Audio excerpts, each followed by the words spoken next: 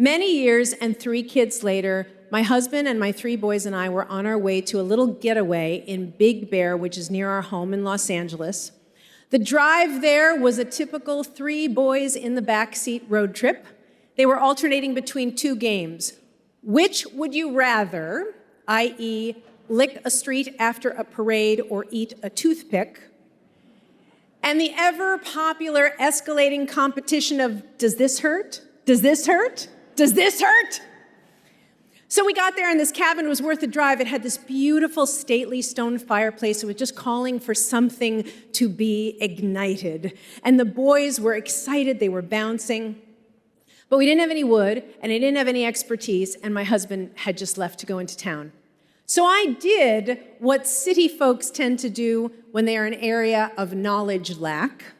I found a coach. Because there was a sign on the doily-topped table. It was right next to an unforgettable newsletter from the local chiropractor called The Spinal Column.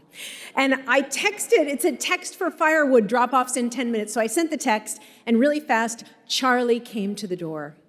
And he taught me. He said, when you make a fire, it's all about the layers.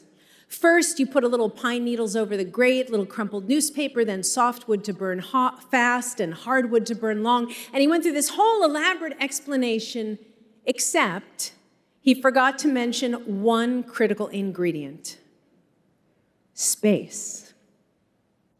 And so the boys and I carefully constructed a dense pile of every fuel source known to man, and then we threw matches at it unsuccessfully for 20 minutes until my husband returned and redesigned the stack. He fluffed the pine needles, he moved the fire starter, he TP'd the wood to create the perfect passages for oxygen to feed the fire, and with exactly 1 match, it was roaring. And the boys roasted a whole bag of marshmallows, and I learned something valuable.